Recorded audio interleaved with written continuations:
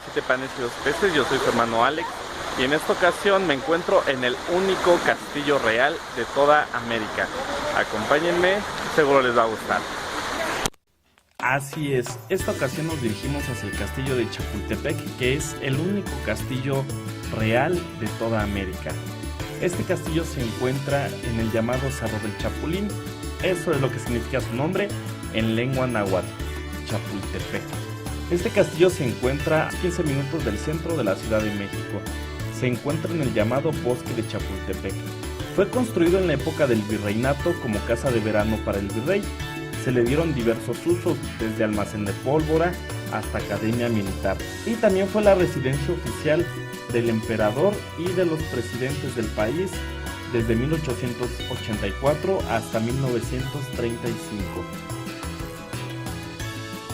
El rito de los voladores es una manifestación religiosa originaria de Mesoamérica. Sus orígenes se remontan al periodo preclásico medio mesoamericano. Se han encontrado representaciones de este ritual en la cerámica funeraria de las culturas de Occidente, que son Colima, Jalisco y Nayarit. Posteriormente pasó a otros pueblos, muy probablemente relacionada con el sacrificio gladiatorio y los cultos de la fertilidad. En 2009 fue proclamado Patrimonio Cultural Inmaterial de la Humanidad. Representa la lluvia que cae desde los 4 puntos cardinales. Va bajando la lluvia representada por estos 4 voladores, que a su vez ellos representan algunas aves de la región. Hasta nuestros días se les conoce como los voladores de Papantla, ya que es donde más se ha popularizado este rito. Aquí donde nos encontramos en este momento son los voladores que se encuentran frente al Museo Nacional de Historia, los cuales hacen este ritual a 27 metros de altura.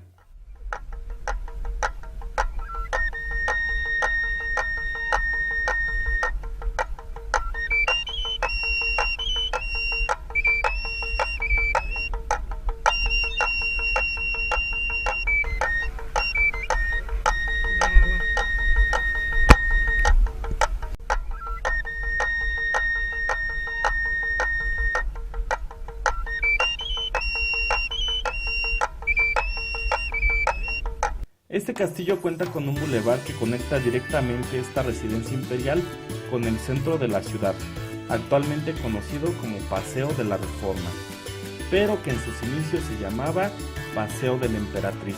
Ahorita te contaré esa historia. Este edificio histórico se encontró en uso y en desuso, hasta que llegó un personaje muy representativo de la época y también muy representativo de México. Vamos a conocerlo. Él es Maximiliano de Habsburgo. Antes del año de 1850 se había dado en México una guerra contra Estados Unidos, que fue por territorio. Y bien, después de esta guerra el país quedó en una crisis muy grande, y de ahí llegaron otras intervenciones que lo pondrían más y más en peligro. De 1857 a 1860 se libró la llamada Guerra de Reforma, la cual duró 3 años, la cual dejó en la ruina a México en todos los niveles, ya que a lo largo de 3 gobiernos, que fue el de Juan Álvarez, Ignacio Comonfort y Benito Juárez, se habían expedido las leyes de reforma. A través de estas se suprimieron los fueros a la iglesia, se incautaron los bienes eclesiásticos y se prohibieron las obvenciones parroquiales. También se decretó la libertad de cultos y se creó el registro civil, así que se le arrebató a la iglesia el control de los matrimonios y de funciones. Dichas leyes crearon un conflicto entre la sociedad mexicana, lo que dio inicio a dicha guerra, la cual, como les he mencionado, duró 3 años. Se dividió en 2 bandos, los conservadores mexicanos y los republicanos. Los republicanos encabezados por Benito Juárez, el cual tuvo la ayuda de los republicanos de Estados Unidos, los cuales no querían una intervención europea en tierra americana.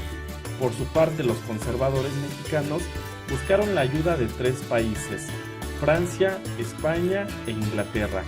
Estos 3 países decidieron ayudar a México, y así es como el 31 de octubre de 1861, estos 3 países acordaron intervenir al gobierno de Juárez, y Benito Juárez, que era presidente en aquella época, con el pretexto de que habían incumplido la deuda que tenían con estos países. Posteriormente, este gobierno liberal de Benito Juárez convenció a las tropas de España y de Inglaterra que mejor regresaran a sus países, que México se las podía arreglar solo.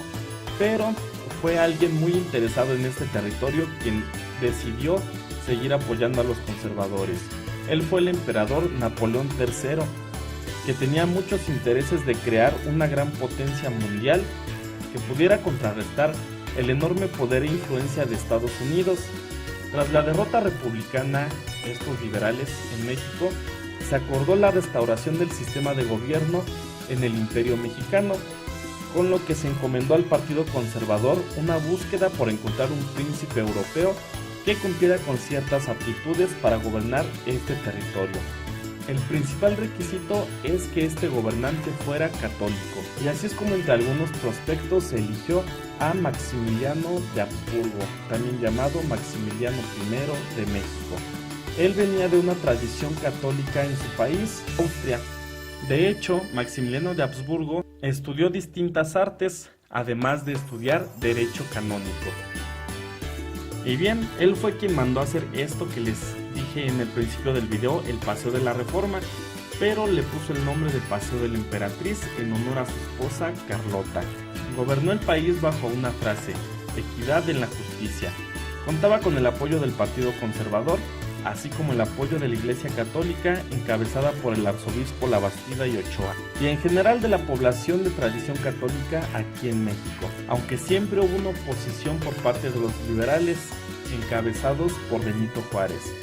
Maximiliano comenzó a darle dignidad a esta nueva tierra que él gobernaba. Durante el gobierno de Maximiliano también se comenzó a dejar atrás esta tradición de las tiendas de raya, que era un monopolio manejado por cada uno de los hacendados. Maximiliano también presentó muchas acciones dirigidas hacia los derechos sociales.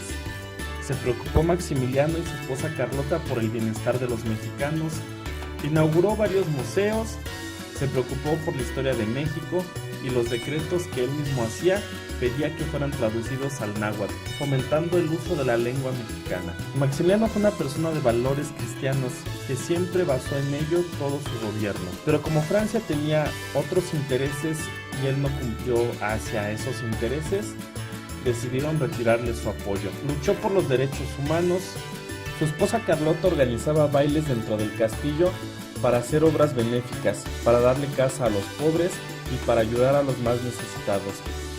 Ella es la primera mujer gobernante en la historia de México. Finalmente, Maximiliano fue traicionado, arrestado y fusilado. Así es como murió en México.